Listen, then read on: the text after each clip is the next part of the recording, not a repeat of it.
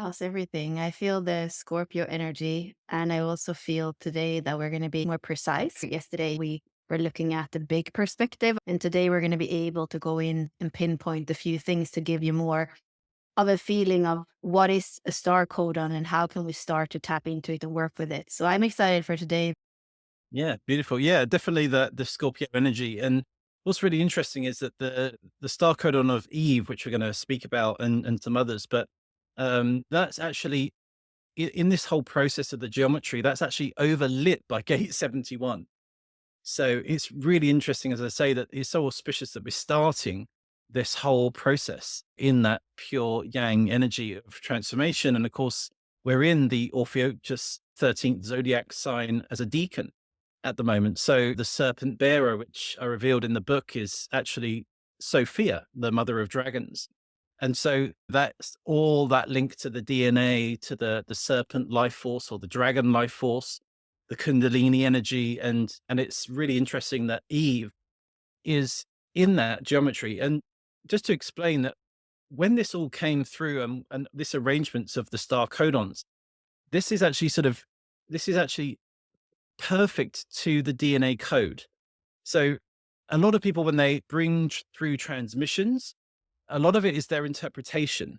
And so, but with me, with the Lost Octave and with the Star Codons, this is why I find this stuff absolutely amazing and fascinating, because I didn't make any of this.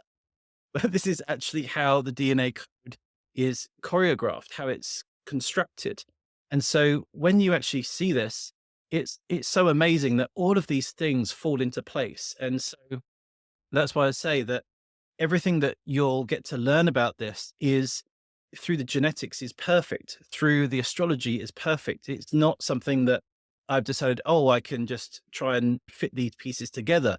This is exactly how it's done scientifically. So you're really getting this sort of biology lesson as well as the mythology lesson, and then all in between the chemistries and the reactions and how this all links to archetypes and the astrology. So that's why it's just this such a beautiful, comprehensive expression to know it all.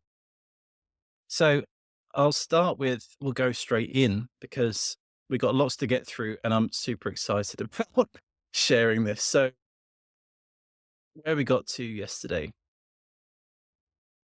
So the first part of the course is the star codon of independence. And so how it works is that that star codon of independence houses, or it's the star codon that holds 16 other gates. So remember, as Bella reminded us, that each of these spheres that you see are actually gates. And we'll get into the numbers and the gates of what they are today.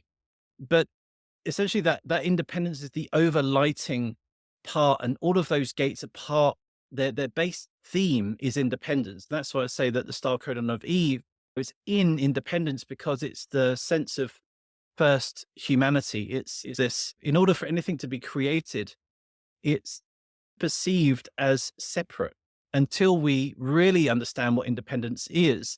And it's more the fact that we can be this sort of the embodiment of the divine, even in that perceived separation. So it goes really, really deep. You can see how it is, but that's what we're going to explore today, the star codon of independence. So just have that in mind when we go through this, that the gates that are involved in that, they're all looking for, and they're all going through a journey as well. So if you think about the gates as like personalities, those gates are searching. They hold the codes, but they're also searching within them to know themselves. So that's the feeling that I got when I was going through this, that the star codon of Eve, she's also trying to find her way in the world. She's trying to figure out what is her purpose in this separate sort of reality, or seemingly separate reality. And of course, this is the journey that we get to move with them. And this is all about biology, right? This is about aliveness. This is a live transmission. It's not something that was, it's something that is, and it lives inside us. And that's what I think is so beautiful, that we get to experience this live with your own DNA is going to react to what you're perceiving and what you're interacting with. So just to put that as a caveat. So I don't know if there's anything you want to say about that, Bella, before we go into Eve. Just this thing about codon, maybe just explain why are we speaking about the codon of independence, but then inside of the codon of independence, there are also codons. How can a codon be something bigger and something smaller as well? Yeah, no, beautiful. It's a bit essentially like music. That's why the Lost Octave was so, in a way, easy to translate because when we think in terms of music, and you don't even have to really know music, you can feel music. And essentially, it's this sense that the universe is holographic, right? So we know that there's a macrocosm, the greater sphere of it, and then there's that microcosm, and sort of as above, so below, all of those ancient wisdoms that we hold. So star codons really are the fact that they're essentially groupings of gates in alignment with the groupings of the amino acids and the genes and the proteins within the DNA.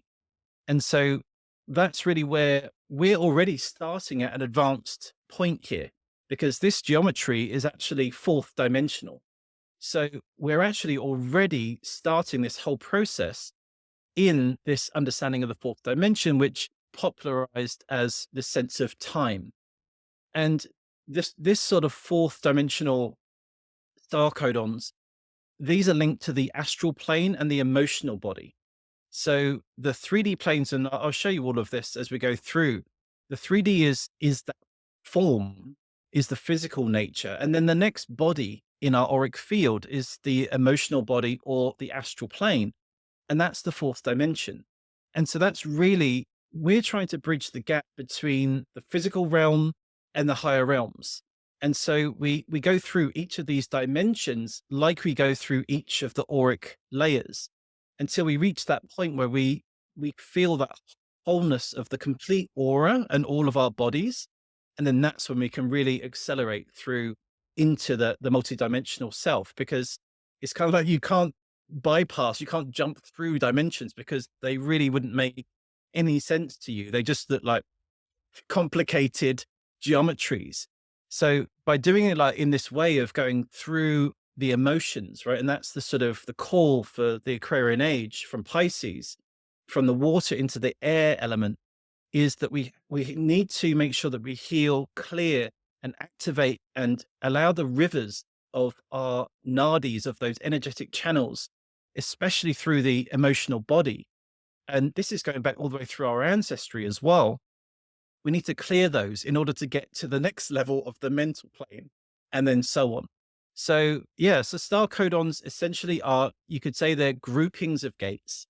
And so they can be a single gate by itself, which might seem weird, but we'll speak about more. But they can be in pairs, they can be in threes, they can be in eights, they can be in 16s, and they multiply. So it's really important how it all builds together to essentially what we're trying to do is all of these five aspects, we're essentially trying to merge them together. And at the higher planes, they're already all one, right? But from our perspective, we see individual gates and we don't see the correlations. And that's what this journey's about, to see the interconnectedness, that everything resonates with everything else. When you activate one gate, you activate this group of gates, and that activates another whole group of gates. And essentially, that's why I say we're these roots of fractals trying to go back to that one tree, to the source code of all creation. So I hope that answered the question and cleared some things up. So thank you for that. I will start with the star codon of Eve. And with this, there's going to be images that I'll be creating for each and every one of them. And everything's going to be laid out very simply. And these will be things that you'll be able to, like cards in a way, reference cards that will all be given to you that you can look at and go into in your own time. That's all going to be saved on the online platform. So none of this information is going to be hidden for you. Every single thing, the more stones that I unturn, the more information I share with you. And this transmission is it's an ongoing thing. As I said last time, it was only last week that I figured out how to do the ninth dimensional geometry. So even within this course, it's mutating and transforming as we are all activating these gates and going through them. So as I go through it, I see different geometries and different codes are coming in. So that's why I'm excited for everybody to share their experience, because the wealth of knowledge and wisdom and healing and beauty, it's definitely a collective movement through this. So we'll get into the sort of the details of this afterwards, because I just wanted us to receive just a small snippet of the transmission of this first, because it's very easy for us to go, okay, what gate is this, and what zodiac sign is this? And that's like the left brain side of us, right? But what we need to move into, this is a feminine transmission in a way, because it's the maternal DNA. So it's about feeling it, because often the analytics and the structures can get in the way, or our preconceived ideas of what that gate means already. So in this, I just wanted to read this aspect of the transmission, and you'll get a feel for Eve. So this came through as the title of the Mother Vine, and I was expressing this yesterday. And the star codon of Eve is the portal to first mitochondrial Eve over 300,000 years ago in the homelands of Mother Africa. She is the mother vine that rhythmically flows through our very veins, animating all life in wild ecstasy. And I'll just pause there for a minute, because again, the temptation is to go, okay, next thing. But each individual word sentence is constructing a picture, is constructing a feeling. And for me, in this, what stands out today, and it may be different in a different day, but to me, this sense of animating all life, right? And that's the Shakti. That's the purpose of Shakti. If you're into any of the sort of Vedic traditions, or that sense of the Kundalini, what does Kundalini do? It's not necessarily about going through your body and having enlightenment. It's actually about the fact that it animates matter. And that's what the feminine does. And in sort of psychology, like Carl Jung's psychology, you've got the anima and the animus. And anima is like animation. And so we watch animation films because it brings it all to life. And so essentially, the mother vine is life, the life that runs through us to animate us to have the experience that we're having. She is the first daughter of Gaia. That is powerful. She dawned the age of humanity upon our earth through her rogue, untamable beauty. She is the unbound anomaly conjunct the architectural perfection of Saturn. To believe the mother vine could be ensnared by temptation is laughable at best, for she is the garden. She is Eden. So just from this, that sense of feeling, this rogue, untamable beauty, well, that's nature. When you try to crush nature, it springs up somewhere else. When we pollute the land and poison our bodies, which is essentially a gathering of land, then that's where the body heals. The body starts to mutate. The DNA starts to shift. We evolve. And so this untamable beauty is the fact that the feminine, no matter how much it tries to be suppressed and repressed, no matter how much it's been chopped out of our history, it springs up. It's something that cannot be defeated. And then there's this beauty that she's conjunct the architectural perfection of Saturn.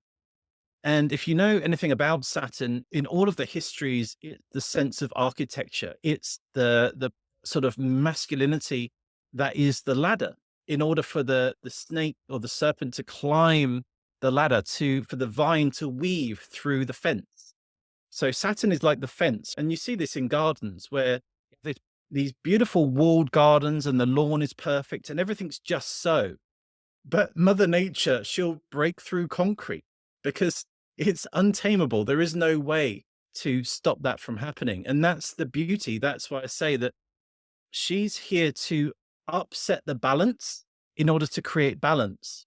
And this is this beautiful dance between order and chaos that has been an age-old thing of like what's better, because sometimes we need the chaos, right? And that's kind of the mythical dying before you die or having rebirths so that you can renew yourself.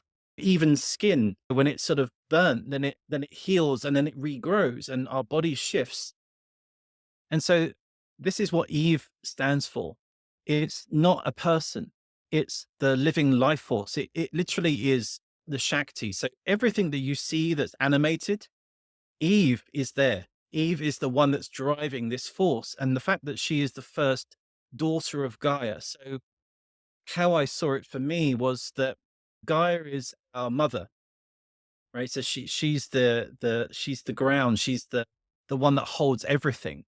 And then the first shoot, the first vine that ever grew on Gaia, that's Eve. And that's why it was really interesting. You can feel how can I say, the defiant passion of Eve, because it was almost her words to say that to believe the mother vine could be ensnared, which is an interesting word, ensnared by temptation, that old biblical narrative. It's like, how can the garden being tempted into this sort of good and evil battle by this apple when she provides everything? She is that garden. She's the tree. She's the apple. She's the serpent. She's the one that eats. She's the one that provides. It's like this is where blows our perspective of this smallness of, okay, this woman that sinned, that ate an apple, and then this knowledge of good and evil happened. And it's like, yeah, but before that, in order for that tree to be there, then that's what Eve is. And so it's she's all of it. It's like saying the subconscious and the conscious, superconscious, and all these separations. That's not the vine. That's trying to categorize things, trying to, in the masculine way, trying to put labels onto things and segment everything into this perfect geometry. But this is why Eve here, although this whole process of the star codons is all about geometry in a way of the DNA and how everything fits, Eve is here to upset all of this balance and to show you and break through everything, break through those barriers of the constructs, and to show you that in order sometimes to move into a higher geometry, that actually you need to break out of the geometry you've been in. And that is the pulse. That is the living pulse that's breathing through this whole transmission. And in a way, that's our default ground of when we go through the course, is that just to remember that whatever's happening at the moment, Eve is weaving through. She's finding different ways, different channels. She's breaking boundaries.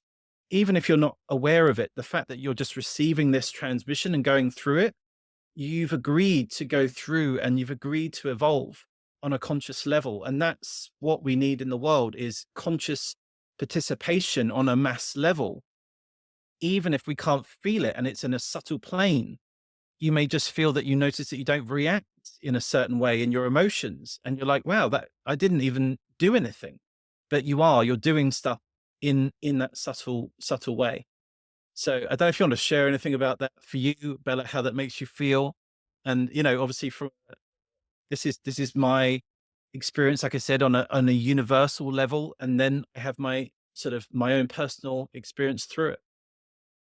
Yeah, I want to play a little bit because many of you that are here today are in human design or gene keys or astrology. So I want to bring it a little bit to that contemplation, knowing that's just one contemplation, and then also say why this is different and where this is taking us. So if we just think about where we are, some of you know the hexagrams well. So if you know the hexagrams, you're going to see the two lines that are yang, then the yin in the middle and the yang on the bottom. So you know that this is hexagram 61. So if you know the gene keys or human design, just go to the gate. What is gate 61? Where is it in the body graph? Where is it in the astrology? So this is the Capricorn gate. It is cardinal earth. So with what we know here, we might have a completely new way of looking at what is Capricorn. Some of us, we think about Capricorn as something rigid and structure and responsibility. Well, this is a kind of responsibility. It's a responsibility of life. We also know that we are speaking about this kind of life force. And if we think about the body graph, it's actually in the middle of the body graph in that kind of Kundalini and life force. So there is a way of taking what we see here and bring it back to astrology or back to human design. And then what you can see here is a completely new mythology and storytelling that for me is actually empowering in a completely new way than just me going and looking at a gate in the wheel, for example. The other thing, however, when we look at how does the hexagram look, and we see this like the lines on top and bottom, and then you have that little window in the middle. And we know that this gate is about inner truth and inner knowing. And that's also going back to the story. Like when the knowing is the inner knowing, how can you ever be tempted on the outside? When you have that pulse, that knowing, that kundalini, that life force that is nurturing from the bottom, from the cardinal earth of being here, how can you ever be tempted, or how can you ever be manipulated? So this is the sovereign, the first sovereign woman, or the first sovereign energy that is here, and that we all can come back to. And also through that kind of inner knowing, it's also how we can connect to the oneness, to the greater mystery. So this is just a little snippet of how can we go in and connect what we maybe already know from the I Ching or human design. How can we connect it, or astrology, into this storytelling and start to feel it and start to allow it to activate things in us? So that's what I've been playing with a little bit to sometimes just make it a little bit more tangible for me. But when I do that, then when I go through that, like the inner truth, then this can take me so far. But I like to situate myself with what I already know so that I can like put on the seatbelt and go where I don't know. And that's for me what the Star Codons do. They take me where I haven't been before. Yeah, beautiful. And I'll just explain in this and then fully reveal all the parts. And so on a technical level, you'll see here obviously Eve. And one of the things that I thought was fascinating is that when you look at the actual DNA code, right, which is all the things that will actually share with you how to read the I Ching as the DNA code. So this may not make a lot of sense to many people, and it may make a lot of sense to people that are really familiar. But isn't this interesting? This is what I was saying about the synchronicities are quite crazy. When you look at this code, AUA, and then you look at Eve's spelling, right? So EVE, and it's like a mirror in a way. It's like there's two E's up here, two A's there. And the U and the V in many ancient languages are interchangeable as well. So even the name and the code are actually like showing you that it's all this same transmission perceived in different ways. And as Bella said, here you can see that this is gate 61. So those of you that have got the lost octave will know that what was so beautiful about this transmission, and the reason why I feel it came through at this time, is because when I increased the lost octave into the chromatic octave, then the first of the chromatic octave was gate 61. And isn't that really interesting that Eve ended up being gate 61? So it merged absolutely perfectly with the lost octave. And this isn't just me saying this. This is because when I reveal here, like Bella said, that the zodiac sign is Capricorn, which is, as she said, about the cardinal earth. And you can see here the element, which is the hexagram element of wind over lake. But this is where the maternal DNA reveals the other half of the story of what's been known so far in terms of the hexagrams and amino acids. Because here, methionine is the amino acid for gate 61. Now, to those that have really studied this, it'll be like, well, that's different. How is that different? And when you understand what methionine does, that is the start codon for the maternal DNA. And that's why it's Eve. So in what's been known so far in the hexagrams and the DNA, there's only one start codon, right? Gate 41. That's the only start codon in the nuclear DNA. Now this feminine transmission of the maternal DNA is now saying that, hold on a minute, there's actually another start codon, a feminine start codon in gate 61. That is where it started to blow my mind, that what we've seen is only half of the story. And this is why I say that all of a sudden, right there after the winter solstice in December, when the Christ is born, all of a sudden there's Eve, when the sun starts to rise again, when the resurrection happens there at Christmas. It's right there in the genetic code. and it's the feminine that is being burst through. So gate 61 happens before gate 41.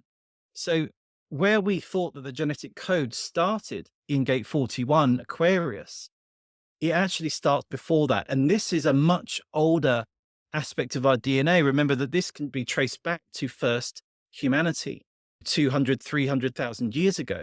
So this is why I say that we've seen half the story of these two strands when the maternal DNA is doing something else. And so when we can see them together, that's what I call in the Star Codons the mother father tantra, because it's those two weaving together. They start differently. There's different amino acids that they're connected to. And this is where the fascination of the journey goes. And that's why I say it's the expansion, the extension, and the evolution of all of this work, because the maternal DNA's never been looked at before. So you can see here that it's ruled by Saturn. So Capricorn ruled by Saturn. And then, of course, you can see the Capricorn sign. So you get all of the signs, you learn the symbols, you learn the hexagrams, the DNA code. And then it goes even deeper on this technical sort of level of insight. And this is why we do one star codon every week, because they are so deep. The transmission that I read you, that's only part of it. This part really goes into it, because here we see that we have the star law. And what was really interesting to me better about this was that this coincides with the star law of Delphinus, which is the dolphin.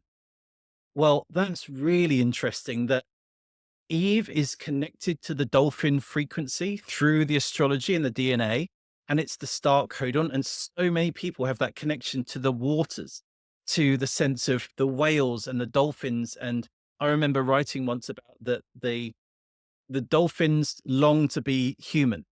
And it's like they almost look to us like, wow, I can't wait in a way to reincarnate as a human and experience what you do.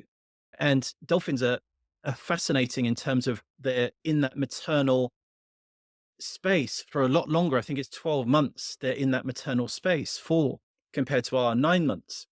And that's why their brains are more evolved and have more of this higher intellectual intelligence. And so these are things that we get to explore. And of course, all of these star codons, they're linked to the subtle bodies. Like I said, although we're looking at this as the fourth dimension and the astral plane, on another level, this is actually linked to what is known as the Buddhic body. And so this is quite deeply esoteric. And for those of you that know it, that you'll know it, but this is about the bodies of these different planes rather than just the planes, because this whole transmission is about you here and now. It's about your auric layers, your auric fields. And you construct these different layers, these Buddhic body fields around you, these morphogenic fields that start to increase your antenna to be able to connect to wider consciousness, be able to connect to and have different relationships with other things. And so this is already telling us that this has a profound connection to the dolphin realm, to the dolphin frequency, to sound. And that's very much part of the star codons. And then as we go through, you'll see that each one has a chemical component. And chemiluminescence is this absolute amazing word that I found in the DNA. And essentially, it's the fact that it's the illumination of the chemical formulas, the alchemy, right, that happens in the DNA of this code. And with this, I was able to find out and work into this. Like, how does this correspond to our feelings? How does this correspond to the secretions in the brain, to our moods? Because I want this to be something of a feeling transmission rather than just analytical. And so this is connected to endorphins, right? The relief of endorphins, right? And so they're kind of like feel good expressions. But mostly for endorphins, it's that sense of relief. It's like there are lots of different chemicals that are released when there's human interactions. Chemicals are released when humans touch. And these brain chemicals, they really, really change how we express ourselves in the world. And so this is linked to that sense of the endorphins. And you can see here that from the Lost Octave, we have the quadrinity psychology, that this is a transformation channel. So actually 4 channels, which we may get into, but this already shows you that the whole essence of Eve is about the ever changing, the book of changes. That's why I say it's almost like she's so perfectly the I Ching. She's almost like the one that drives that I Ching to keep evolving. And so she's the transformation channel, and it's linked to our sense of endorphins. And so this is the kind of how we explore each of these individually as we go through. And Eve is unique in a way because she stands as like a sovereign, independent, the star code of independence, right? She stands as this sort of independent star codon. Now, what's beautiful in this, and I'll share this because I think it's really important, is well, who was Eve with? Do you remember who Eve was with, Bella? Adam and Eve. Adam and Eve, right? So who do you think is Adam in the Star Codons? I happen to know that. Should I reveal it? Yeah, why not? So the 41, which we know as the star, if we are into the I Ching. Exactly. Now, isn't that really interesting that what we've known up to this point is that gate 41 stood as a sovereign gate, right? Of the start codon in the nuclear DNA. And now through this, I found the start codon of the feminine in the maternal DNA. But what's so beautiful is they are actually linked. So now you can start to see that gate 41 and gate 61 are actually lovers. And that's in our DNA code. And that's why I say that so far we've only known half of the story. We've only seen Adam in a sense, right? And so that's really where, when we see both working together, and it's like, wow, all of a sudden, Adam and Eve are the two start codons in our DNA, and they are working together, the mother father tantra. And so, this is how the star codons have their sense of sovereignty, some of them, and most of them are like pairs and groups. And this is where it starts to round the picture as to this is all this amazing dance. This is everything is connected and so perfectly. And yeah, it's for people that really know this work, and especially in human design and things like that, it's to see that these two are both start codons and they're actually paired. They're actually chemically linked. For me, this is how the whole star codons got birthed. And this was the first gate that I found through the maternal DNA. And that I knew straight away, I was like, this is Eve, that is Adam. And then that's the beautiful divine union that we get to start with the entire star codons. So I don't know if you want to share anything about that, how you feel with that, or any insights. I feel that this was the place to start as we're doing this with everyone because this is the creation story. And it's the side of the creation story that we didn't have before. Sometimes when I was a child and they would tell me that Eve was made out of the rib, right? It just seemed like a weird way to start. Like, why?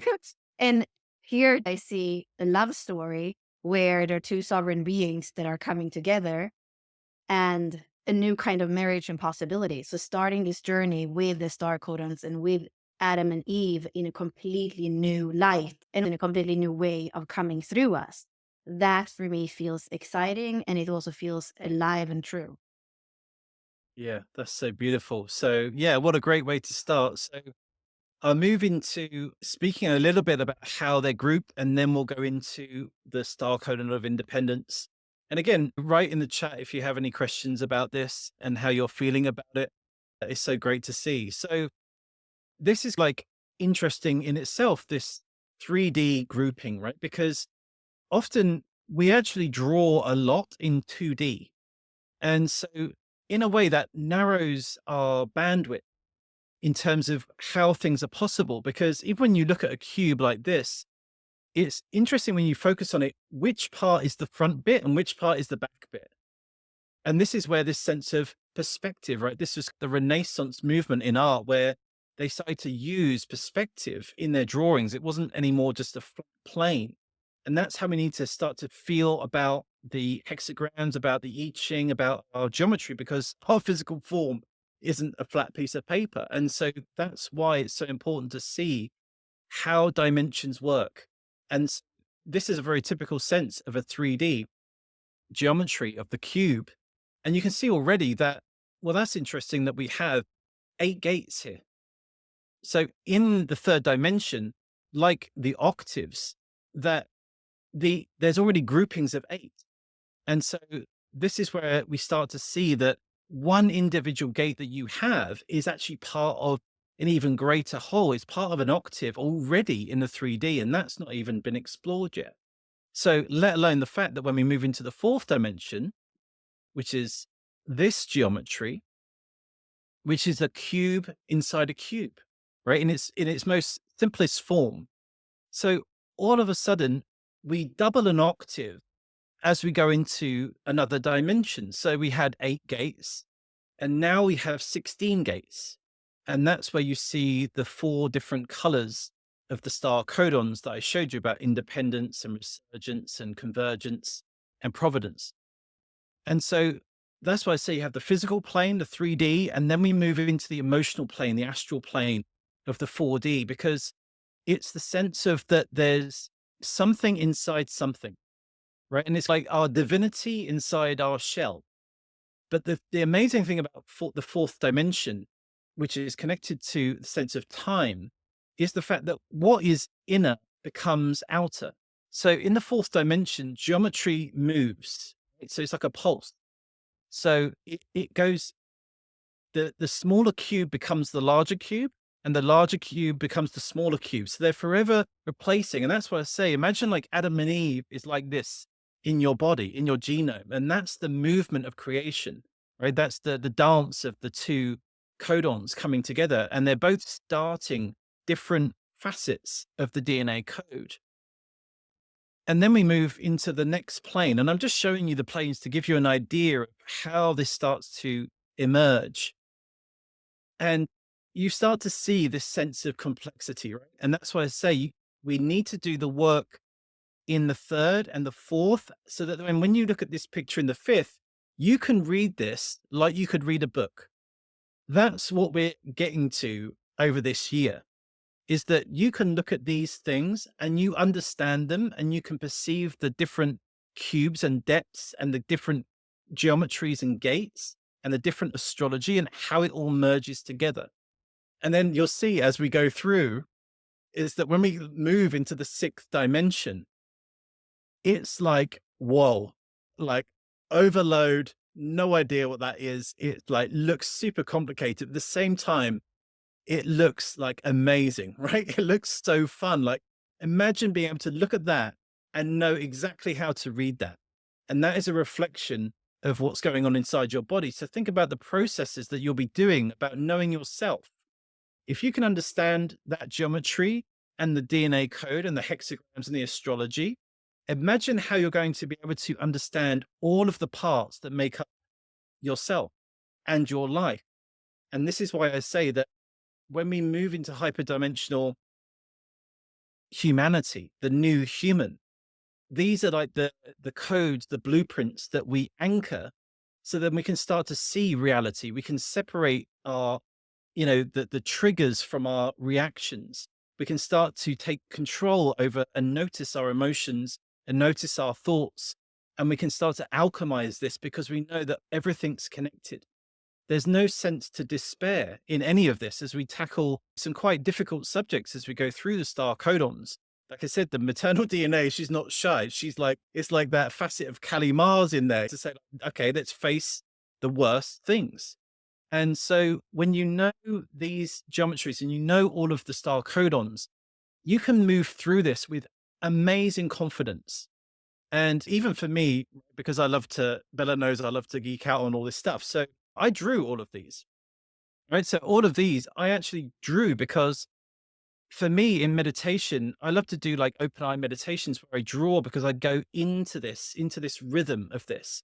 And I start to see how it all fits and lays together. And that's why I say it's absolutely impossible to say that anything is independent, essentially. And that's like the irony of the first gate, because we have that sense of sovereignty and independence, but then you realize that everything that you do affects the whole. It's how all of the dimensions are. And that's why it's so important that when you do this work for yourself, it will ripple out into the people that are closest to you. It will ripple out into your work colleagues. It will ripple out into the collective. So that's why I say, even on a subtle level, you may not perceive things are changing. But if we, as we do this all together, we are making this wave. We are pioneering this work. As I say, we are literally at the forefront of saying, let's go through this 40 days and 40 nights in the wilderness, because we don't even really know where this is going to go. We know that there's a promised land at the end, but how we get there is going to be the fun to all of this. So I don't know if you want to add anything to that, Bella, before we go into the next part. No, I actually want to kind of another pause so that it can sink in, because what you just said is not a small thing. It's actually quite a magical thing.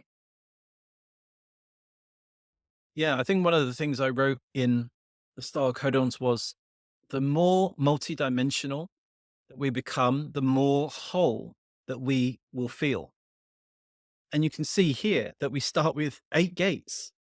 And then you look at the 6th dimension and you're like, wow, that's the same as the hexagrams, right? So you imagine there was 8 hexagrams there, and then you see how many hexagrams are all interlinked there. And that's why I say that when you start to realize you are the whole of astrology, the whole of that DNA is within you. And so we are looking at the entire system. And that's why it takes us a year, right, to go through that. And even that's a quantum speed, because this, as I say, this could have been easily a 2-year course, even 3-year course to go through this. But I felt it has a speed to this. It has time to go into it, but it's like there is an agenda here. Eve is mutating, it's evolving. And as we know, times in this world are moving at these quantum leaps. And so we need to step up and step forward and really start to go through this and do that work and enjoy what's going to be explored every single week. So this is a great example and we'll go through this piece by piece, because I know as soon as I put these things up, that's why I blanked some of it off, because I thought as soon as I put this up, I know pens will be scribbling and people are thinking, oh, what these gates, and how is that connected? And where's that in the graph? And okay, so before we go into that, let's just have a look. The fact that these gates are grouped in the 3rd dimension. So there are 3D codons and 4D codons and 5D codons and etc. And so within then there's multiple codons. So we'll get into how many codons there are, but there are a lot. And so you can see here that in this 8 gates, that these are actually all connected, right? And so that's why I say that gate 1, this pure yang, is directly connected to these other gates. So it directly has an influence on these. So you could say that in a way that the pure yang, the pure creative, is its shortest connections are these. And so that again makes you start to think. And when you start to see that gate 64 is in the same geometry as gate 1, how perfectly poetic is that? And as I say, this is not something that I constructed and made up. This is how the DNA code choreographs together. And that's what I think is absolutely amazing, that they literally have the alpha and omega in the first part of this, in the first groupings are connected. So, for example, this is the star codon of excellence. Okay. And each one of these, again, has its own transmission, its own chemical connections, all of the DNA codes, and we go through all of that. So, in the 3D, there's those 8 gates. But if you remember rightly, we doubled the octave, right? So, we doubled the amount. There was a cube inside a cube. So, in order to get to the 4th dimension, there's another cube of another set of 8 gates. And this is where we have the third dimensional star codon of wonderment. And then you'll see there that you've got Adam and Eve secretly in there, right? So, and you can see that they're linked, right? So they're linked, but they're also linked to that group. And then that group is linked to that group. So already in the 3rd dimension, you can see that there's groupings here that have never been discovered before, because through the maternal DNA, it starts to bring things together. And that's what's so amazing about this. And I've highlighted here the gate 5718 because we're actually going to reveal that one today as well to really show you that these are working in these lovers, in these pairs, these mother father tantra. So this is how you can see the fourth dimension, the these star codons. So this is the star codon of independence, right? So these two 3Ds combine together and they weave, and then that's when we end up with the star codon of independence. And that's why I say you can see that gate 61 and gate 41 are there. So that's how they connect. And so I wanted to highlight another one of these to share because I think it's so important that you get a grasp as to what these gates are and how they feel. So in here, we've highlighted the 5718. I think this is one of Bella. You really like this one, don't you? I do. So this is how we lay out this transmission, right? And we take it through piece by piece. So, as I say, although it may seem overwhelming and there's a lot to look at and lots of gates there, actually, we take each one and we look at them and we go through them. And so here you can start to see that the 18, the 57, we can see the hexagrams, we can see how they're made up in their bigrams, and underneath them is the DNA code for those that don't know. So the CGCs and the GCAs. And so we explain all of that. And so that's why I say that you'll be able to read the hexagrams and the astrology like you're reading a book. And that's what's been amazing for me is that now, like I look at the DNA and I see star constellations. Like the fact that that has happened over this process, to me, it's so beautiful that it doesn't matter whether I look up at the stars or look down into a microscope, like I'm seeing the same thing. And then I'm feeling almost in two different ways, right? One's connected to the earth, one's connected to the physical makeup of how life form comes into being, into animation process. And then one's that celestial view, right? Of seeing from the stars down to earth. And then all in between is all of those layers, like the emotional layer, the mental layer, those different bodies, the different auric fields. And that's what we get to play with. So it really is this sense of we get to see the heaven and the earth. And then the bit in between is our journey, right? We get to play in those realms. And so this is connected to Libra, right? So the star codon of sovereignty here. And this was really interesting because when you look at these two gates independently, you may not have seen that they together would be this sense of sovereignty. Right? And that goes so well with independence. And so that's why I highlighted it because it's like, well, that's interesting that in Libra, we get this recalibration of what is it to be sovereign. So at that autumn equinox point, as we just pass it, we start to move into like, am I going to be stepping into my sovereignty? Am I going to move into the darker months with the subconscious kind of taking over, or am I stepping into my divinity at that point? And that's that sort of balance, right, of the scales in Libra. So this is how the star codons are unfolded. This is how they're revealed. And so I'll go through the other star codons in this so you can start to get a really complete picture of this. And at the bottom here, these are all the star codons that are involved in the star codon of independence. And so there are 10 star codons in here, and some of them vary. Some of them have 8, some have 9, some have 10, but we use 10 weeks to go through each of these major groupings of the 16 gates. And here we see Eve and Adam. And it's interesting that it's done in that way because, as I say, in the wheel, Eve is before Adam, which actually answers the question as to was Eve pulled from Adam's rib?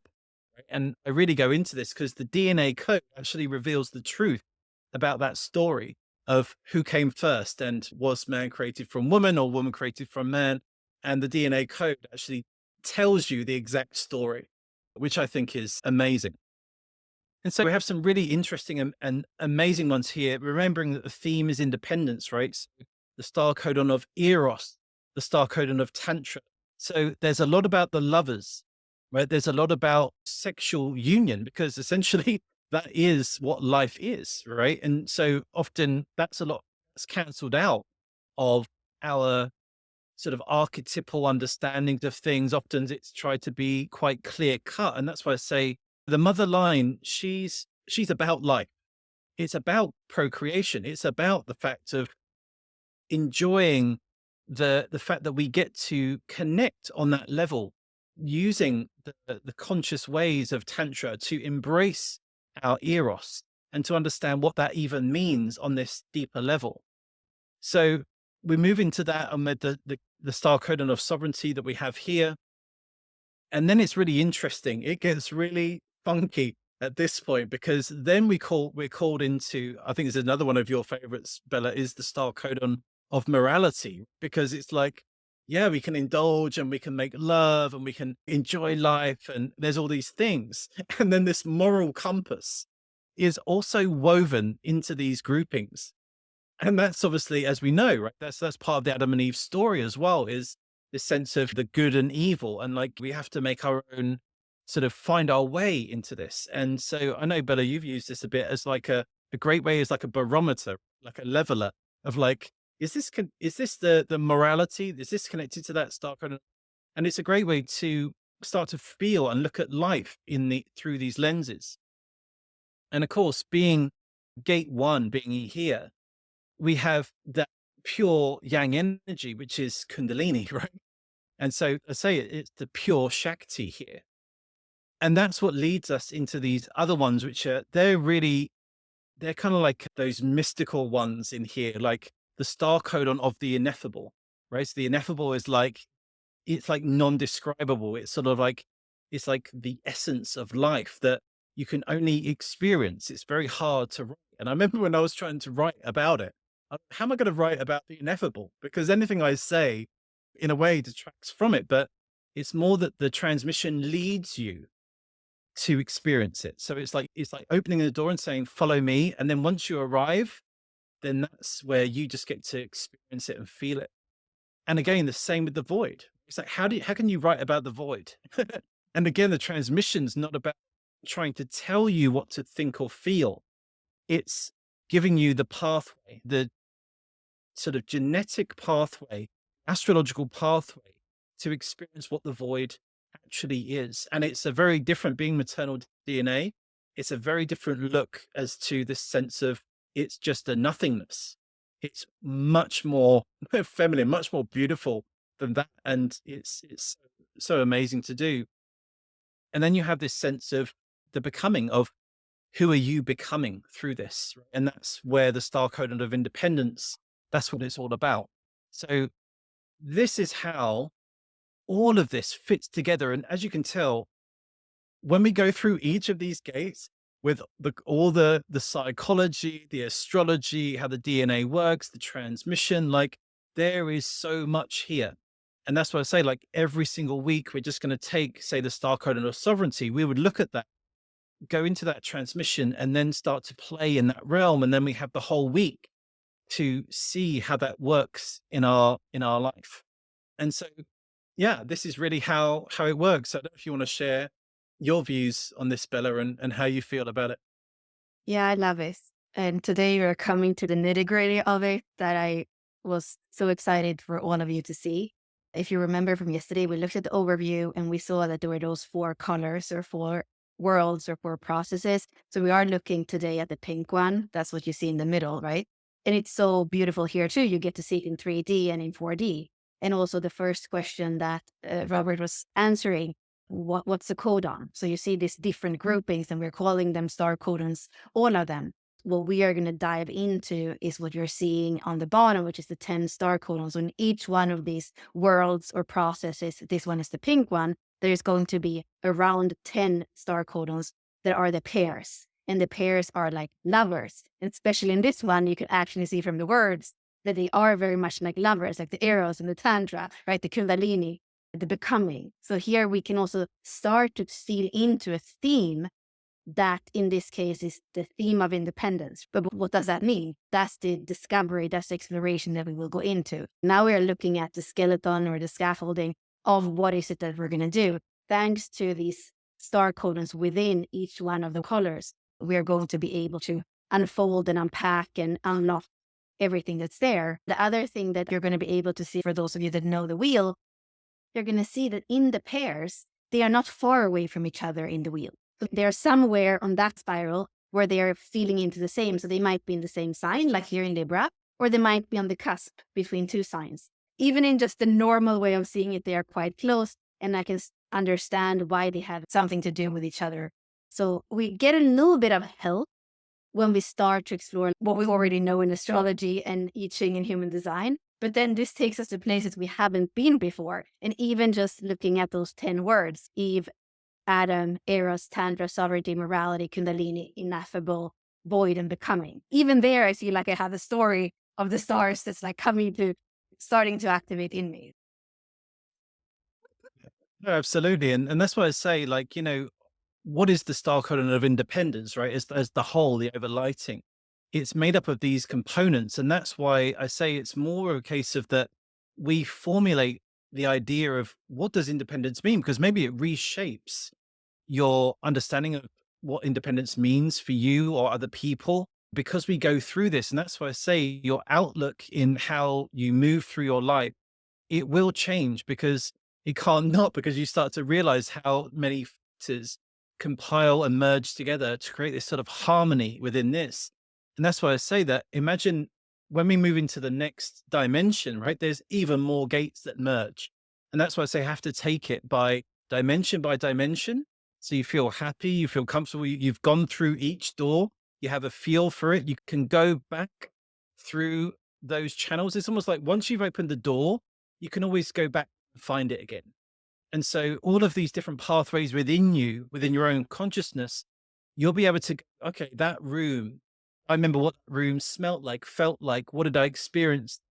And so that's why I say that in order for us to have the capacity to even integrate this as we go, we need to take it stage by stage, by the pairs and by groupings, by dimensions. And so there's this beautiful pace through the course, but there's plenty of time, like I said, every single week to embody each codon as we go. And then every single week there's this sort of excitement, I think, of like opening the next package, right? The next present to say, okay, now this is the next one. And so it's got this sort of forever exploration of excitement as we go through. So I think at this point, it'd be great to take some questions because I'm sure there's going to be quite a few as we've been and gone through a lot. But as Bella said, we're really getting into the heart of it now and starting to see how this has all emerged. And yeah, for me, that's why I'm so excited to share it with you because seeing all of this, it's just a whole new playground, right? It's like Bella said, it's a whole new story to start to weave together. And along with the star law, the archetypes and all of these things and the chemical connections, it's just absolutely profound. I have a question from Nicole. Is it a mostly generalized transmission or is it also applicable to the individual? Here I can speak from my own experience and my own heart. For some reason, every time that Rob came in with a new transmission, whether it was the Soul Colors or the Lost Octave book or the Star Codons, I was always in Sweden and I was always on my own in some kind of introvert phase of my life, or maybe with my mom, but mostly in my own little world. I have a lot of individual circuitry in human design. For me, it's a deeply unique and very personal process. It's a mutative process. And I believe that mutation is happening in the individual, in the tribe, and in the collective. And it's all intertwined. I can see how it starts always inside of me. It's a cellular wake up, it's a cellular unlocking. And then when I walk through the world in my tribes and in the collective, I'm showing up in a different way. And it's inspiring things. And sometimes it's provoking things because it's not always easy to change and to upgrade. So for me, we cannot say that it's only on one plane. However, for me, there has been a part of it. And I was saying that to Rob the other day. that I realized that for the first few months, it was very much an inside process. I don't know if it was noticeable on the outside. But then when I came back to the States and I started to be more with people, suddenly the resonances of people and things around me, there's happening so much because I know that I'm holding a different frequency. It's multidimensional, so it's not going to stay on one level. The last thing it is a generalized, interesting theory. I can tell you that. Yeah, no, exactly. And that's why obviously tomorrow we're going to actually speak more about the embodiment processes and embodiment practices. And that in itself, I mean, that could be a whole year's course by itself, right? Because going through all of this, like it's biological, right? It has to make sense in this physical form. That's why I say, although we speak about multiple dimensions, like everything about this transmission, everything about the feminine is about your body, you now, right? So there may seem at times like sort of the sort of luminous concepts, of the nebulous concepts of all of this. But that's only because we haven't walked through it yet. So as you walk through it, you can't know it until you go through it. And then the embodiment practices are there to support that moving through. And so that's why it can feel quite removed, perhaps at the moment, of like, oh, there's all this stuff. How does it even connect to me? But that's the whole point of doing a year of like going through it every single week. And then you'll see how much the embodiment practices support the upgrades, the change, the mutations, right? And so that's the whole point of those, and we'll get into those tomorrow. We're starting on the 20th in 2 weeks from now. It's going to be a little bit late for Europe. So Central European time is at 10 p.m. on Wednesdays. And for the UK, it's at 9 p.m. on Wednesday. For the West Coast, it's at 4 p.m. in the afternoon. And for Pacific, is 1 p.m. And it's going to be once a week. And you probably want to allocate at least 2 hours. And there is the possibility to have the questions and to interact. And at the same time, everything is recorded so that you can also catch up on it. We are going to have a Facebook group with some support. Depending on how many people we're going to have, we are going to decide the kind of breakout rooms where you can interact. It really depends the size of the group.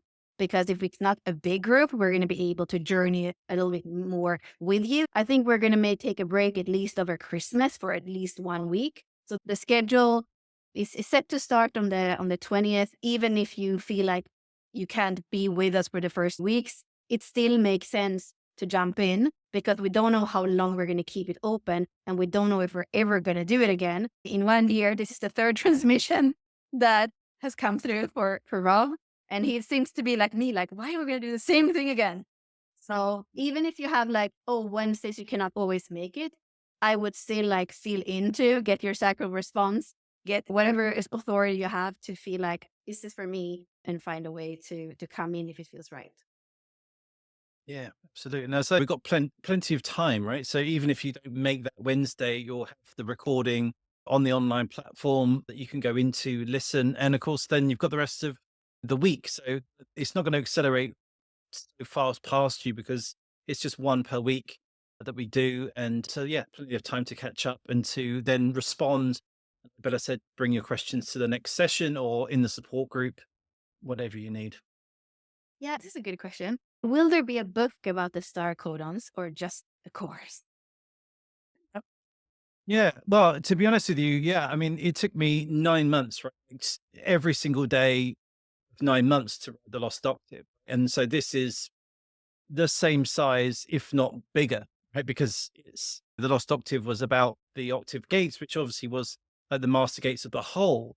But this really is going into every single gate, every single fractal, right? So if the Lost Octave book was big, this would be bigger. So I don't have any plans to be doing a book anytime soon. Hence why it's about this one. Like I said, I wasn't expecting this to happen. There's nothing about, oh, I can see the next evolution of this. Like I was hoping for a rest, like I said. And so Lionsgate, when it happened, was like, this needs to be something that happens as we're going through it live now. And that's what I feel like it's like the genetic code is somehow spurring us to do this in sync with what's happening on the earth. And this, I think that the speed in which we're evolving and expanding, I think that's why it's here to help support that and to start to move people through into the Aquarian age, right? And that's the whole point of moving into the sixth root race of consciousness, of understanding the Aquarian age. So that's why I say that we're right on the front line. We've got the front row seats to a never before seen transmission, never before seen geometries that's going to take us way into the potential new human. And we're getting this point. So it's really a future technology being sent as an invitation to say, if you really want to go and really explore this, if you really want a journey and see what it's all about, like there is no better ticket other than to be on this one. And I hope that you can feel that through everything that we've shared. And two little things. I remember, Rob, when you presented this to me, you were like, this can maybe be an introduction to the Lost Octave book course. And you said, I think we need 4 webinars. And I remember, I said, Rob, 4 webinars. This is a whole universe. That's the time when I told you, this is a whole new universe. I could feel the anticipation already. And then it just continued and grow and grow and grow to this. And I do believe that to do it in a group, like I have been speaking about support, there are things that are going to change and mutate, I believe, for the better. And at the same time, we are working with the DNA. There is nothing that's been so specifically working with the DNA when I look at human design or gene keys that I've been in, that I can say in such a tangible way does it. I would recommend that if you want to do this, to do it together with a group is more powerful and more safe than to do it as an evergreen course if it ever comes out later, if we decide to like take the presentation or something and put them somewhere, or it's transcribed. I do believe, like what you were saying, Rob, that it's now that it wants to come through and we don't really know how it's going to be later. And to be able to do it together definitely has its benefits. Mm. Yeah, no, absolutely. I think that's where, like I was saying, that I'm a 4-1, right, in human designs. My one line was like the lost octave, right? It was me independent, doing the book, writing the transmission. But there was always part of me that really wanted to express and share everything. Like, but it was coming out through the words. And so this time around with the Star Codons, it was like, actually, this is about expressing this and doing this with people because, as you say, Bella, like, epigenetics is a real thing. Right? So it's not something like, oh, there's lots to speak about. How do we activate our DNA? And can you do it through your thoughts and emotions? And it can seem quite removed. But we actually know this for a fact. So when you start to know and you know exactly where, when, and how, and what it's connected to in your body, and then you decide to activate that by going through it, like this is how epigenetics works. And this is a map of epigenetics. Right? This is switching on genes, dormant genes. This is seeing that there are star codons in places where there wasn't before. Like this is, I say this, it's this is really what the whole point of the Aquarian age is about. That futuristic technology that can be brought into an emotional and physical and tangible thing. And that's the beauty of this, that it has both.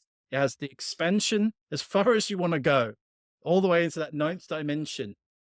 And it also has this, how it affects how your relationship, that you wake up with your partner, or how you connect to your mother over Thanksgiving. And that's, it's really interesting, Thanksgiving, because in the Lost Octave, I wrote a special thank you to Thanksgiving, because that's when I wrote Gate 71, right? And so it was exactly that time. And so we're starting this course on the 20th, right? The day before Thanksgiving. And I think, again, it's that same potent energy of like, we are moving into this with so much gratitude because this transmission has come and we get to be part of it. And so, yeah, moving together is definitely the way through this for sure.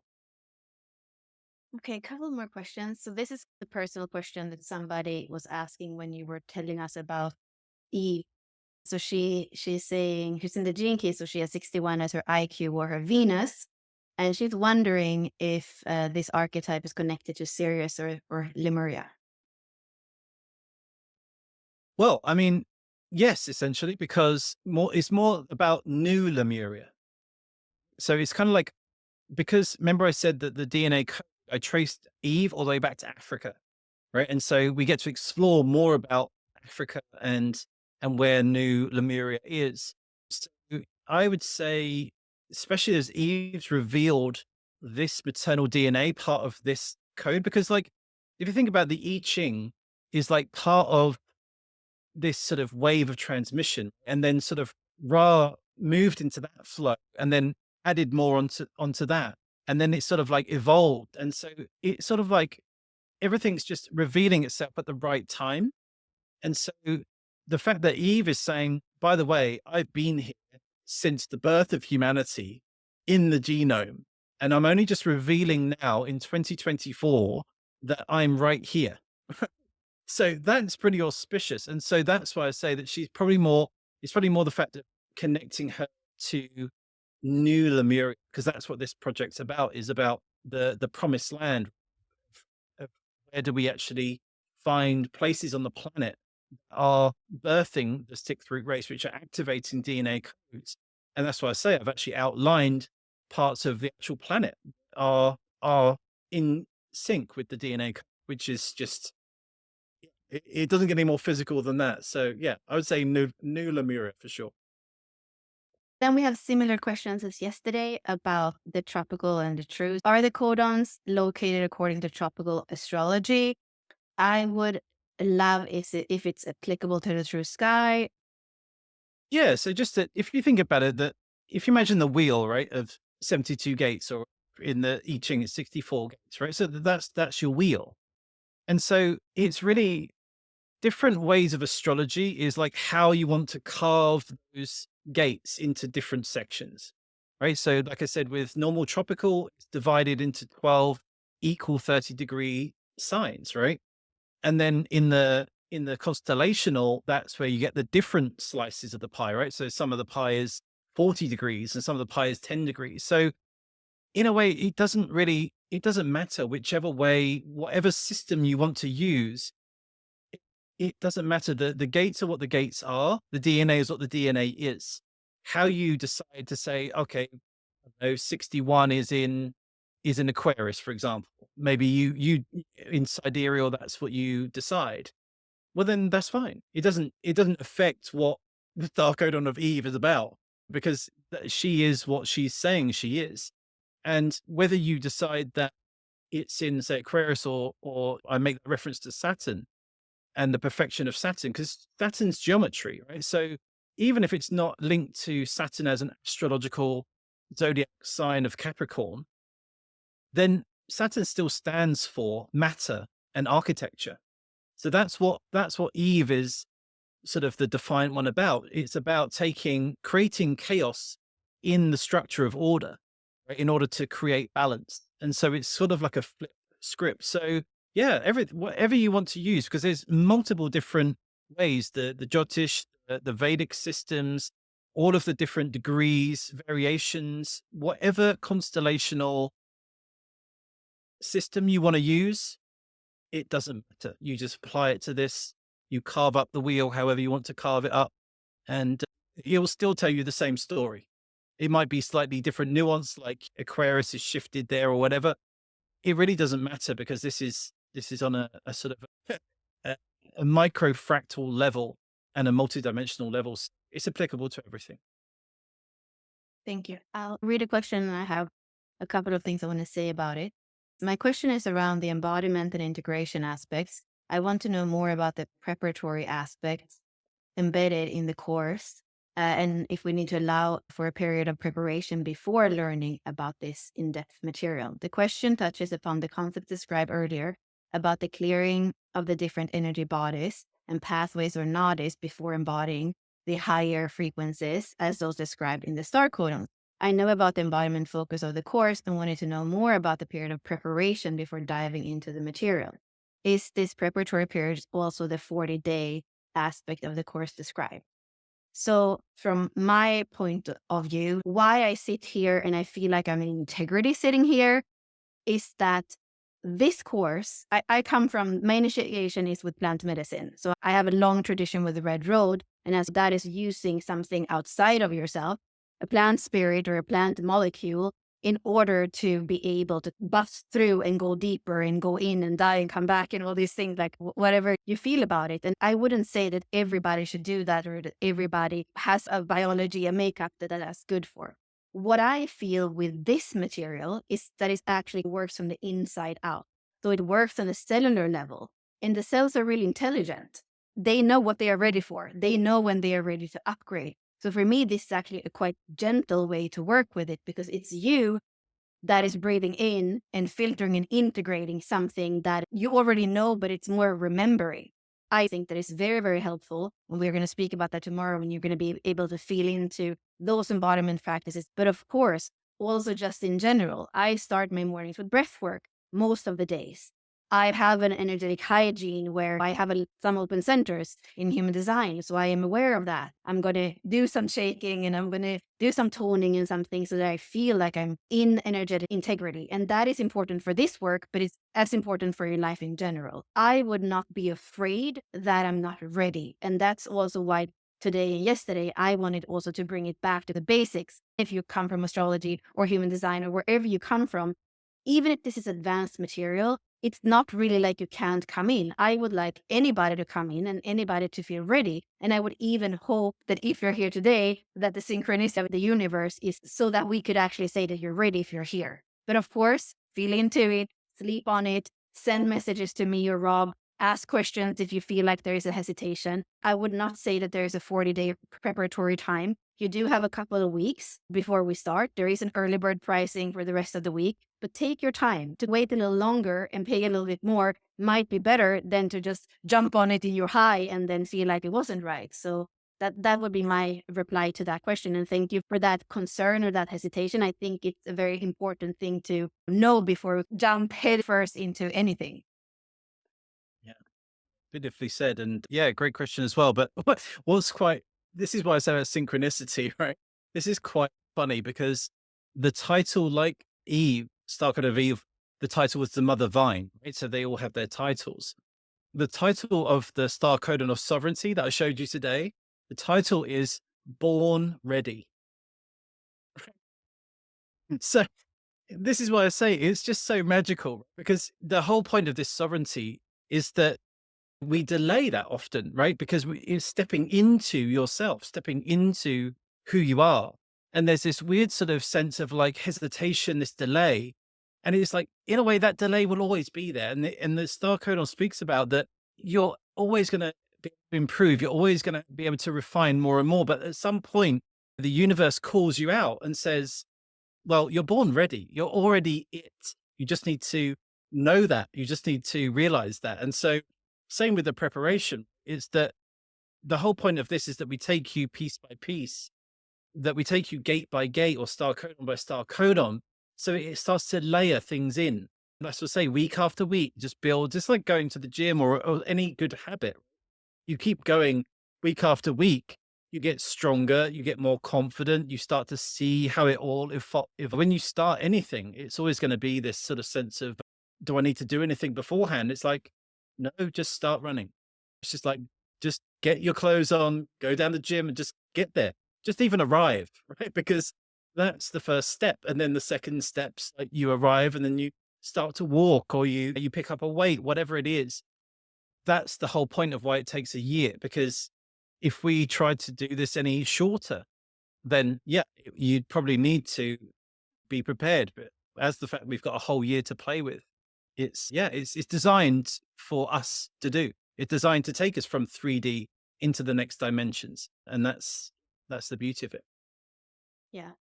Colette, I like this question, and there might be more of you that are in this situation. I haven't studied the gene keys or human design. I also don't understand about the DNA, but with capitalized but, when I hear Rob speak, I feel transmissions. And she has seen all of the interviews that you've done and podcasts and all that.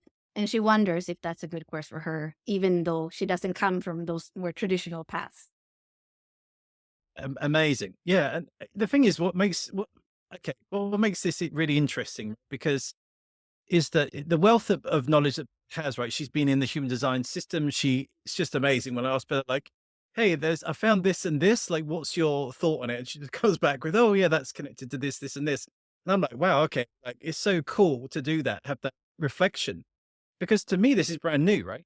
Like I didn't know this. This it's not something that I studied. It's like this came as it came. The lost octave came as it came. I didn't spend 10 years studying the I Ching. It's just in transmission. It gifts you the abilities to move through a process, to start to understand it day by day, and to weave it through.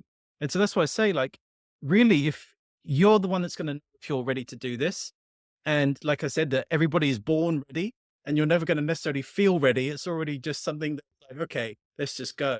It's new to me when I was learning this. Like, I didn't just go, oh, yeah, I know exactly how to move the DNA from the third dimension to the ninth dimension. That was a whole process I've been through. And of course, it's a very quick process. That tends to be how I work, right?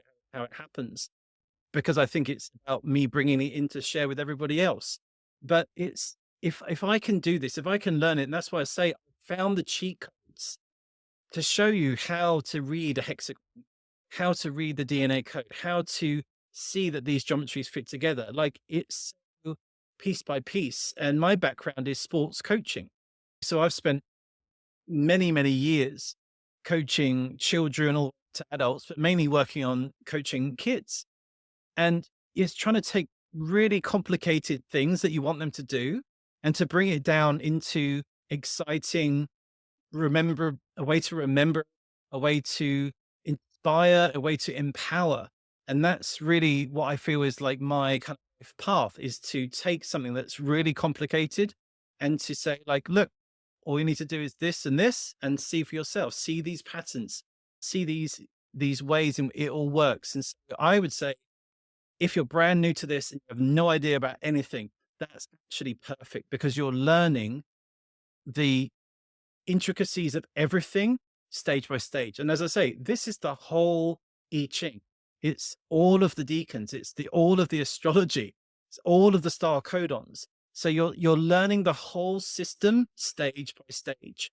And that's why I say I hope at the end of the year that we get to this place where everybody is feeling really confident about knowing the entire system and how it all works. Actually, what you're saying is really tying into the questions that are similar and that have to do with the book. So I see that the new material presented relates to what was covered in the book. I'm interested to learn more about the similarities and differences between what's presented in the course and covered in the book. And then also, there's the question: will the course cover the lost octave while going through the star codons, or is it interconnected? Am I understanding this right? So it's about that what's covered in the book and what's in the course. So yes, this is like, I call it the Venus transition part two. So it's the next stage of the lost octave, right? That's why it's called the lost octave star codons. So yeah, it's like if you've got the book and you're working your way through that, it's a different transmission. So the lost octave is going into the star stories and getting us to know very much the astrology and then what these new gates were and all of that sort of thing. And then the star codons is a different thing. It weaves together. They're all interlinked, as you saw. The star law of Eve is linked to Delphinus, the dolphin. So we do cover it and touch on it, but we don't focus on just the star law, which is what is in the lost octave, right? This is focusing on the whole of all these things. So yeah, they dovetail perfectly, and they're one precedes the other. So if you're reading the book and you're just making your way through that material and you're doing this, it's going to make even more sense of what the book's saying. You're going to be able to have embodiment practices that connect into the book. And the thing is with a book, it's it's amazing if you're great at self-learning. Whereas this is different. This is, you've got two people here every single week that are helping you understand it and answering questions. And we're going through this together, and other people are going to share stuff that are going to give keys and openings as well. So that's why this is more important in a way, to move it through as a collective. The lost octave you can do by yourself and work through it in your own time. This is this sense of actually moving it through with people and having a support through this. So yeah, they dovetail perfectly. They help each other. When you know more of one, you're going to know more of the other, and it's all going to make this beautiful um, sense, this beautiful harmony. So Yeah, and this question is partly answered, but Padma is asking, are there pairings like the 41, the 61 for other gates and how to find those? This is partly what we're showing you. The 10 words at the bottom are pairings with pairs of gates. But do you want to say something more about those pairings, Rob? yeah, I mean, other than that, well, the whole point of like, how do we find out what they are? Well, that's what the course is, right? So that's why we're here, because the course goes into those pairings and reveals them, and we go into them, and it's really important. I said that we take everyone stage by stage, because the left brain analytical, like I said, can go into this gate, this gate, this gate, this gate, and how it's all connected. Right? But you miss the unfolding understanding of it. And that's why I say it's like leaping into the ninth dimension, having no understanding of even the third dimension, and actually doing that physical work. So that's why it's piece by piece that we need to do it. And yeah, there's pairings, there's singles, there's groups, and then it expands. So to say there's like, what are the groupings, it's, well, everything's a group in a different way, in different dimensions. I hope that came across in the diagrams. We can start to see how it multiplies and brings together. So Julia is saying, this is amazing information, mind blowing. What help is there if someone has difficulty integrating the transmission? That is, the shadow is brought up. Do you want to answer that, or do you, I can answer it as well, but I'd like to see your take. I mean, we know that everything exists, the light and the dark, the shadow and the gift. And this is a transmission that there can be some resistance and there can be some quantum leaps. And I believe that we're here for all of it. And this is again going back to what we have said in this Q&A, that doing it together feels like a really good way of doing it. I'm so happy that this is not a book, actually, and that we have embodiment practices. Is there anything more I want to say about that? Yeah, I mean, welcoming whatever comes up. That's the way of Tantra. And that's what we are about, I believe. Yeah, no, beautifully said. And that's why I say the maternal DNA is a different journey, because you're consciously moving through the sort of the facets of life. And like Bella said, whatever they are, sometimes they can look ugly and messy, and they can be fearful and difficult. And that's the whole point of the mother vine, right? She's breaking through even the difficult parts, and she'll always find a way, right? That she'll always come up with the answers. That's what Mother Earth is about. And so as we move through it, that's why I say that as we go through the transmission, we get to see what is happening. What are we feeling? How is everybody feeling that's moving through it? And we get to share. And then over the week, we then get to brew on it and to experience it more and more. But that's the point of healing and expansion, is about consciously moving into places that you wouldn't normally move into. So that's why you need the support. That's why you need the embodiment practices. And of course, we're doing that tomorrow.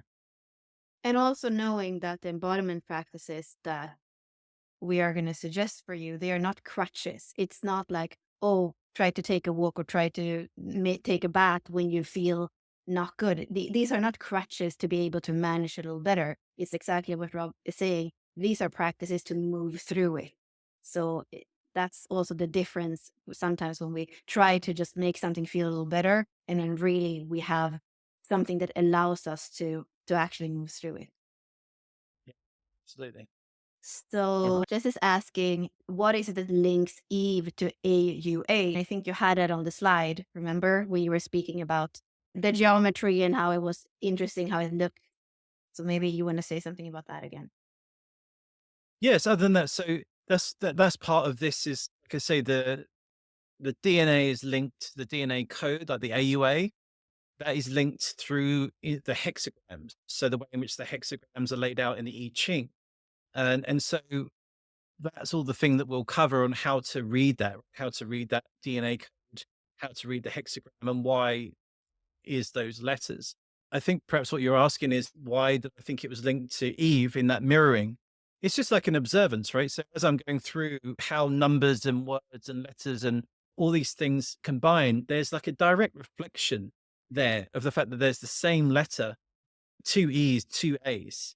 And so when you start to see like patterns like this, like in something that's kind of like you could say a mythology about a woman in the Bible, right? Is sort of like taking that archetype and then that mirrors actual genetic scientific code in its letters and construction.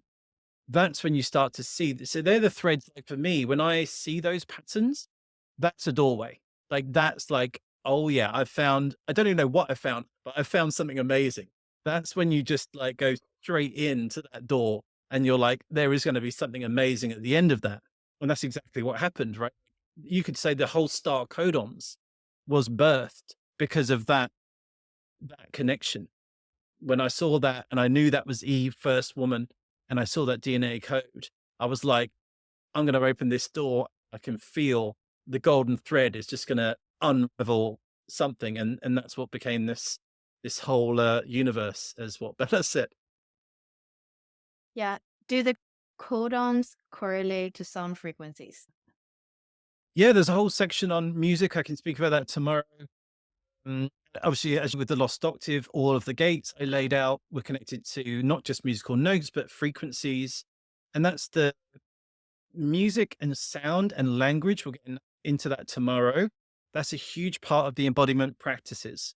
So, yes, 100% all linked to music, all linked to frequencies. I've actually choreographed and written down all of the frequencies, all of the musical tones, like how it's all laid out. It's just like amazing. But there's, I say that this transmission, it's a gift that keeps on giving. Right? There's so much, and obviously we've only got we're already gone about an hour and a half today as well. So there's so much in here to to share, and so we're trying to do it piece by piece. But yes, all of that is in there, whatever facet of life. That's what I say. It's the genetic answers to our universe. So if it's music you want to know, it's in there. If it's geometry you want to know, it's in there. If it's emotional connections you want to know, it's in there. If it's astrological, it's in there. That every single answer you could ever wish for is in there. It's only a case of going through the door and then having that as your intention and then revealing it all.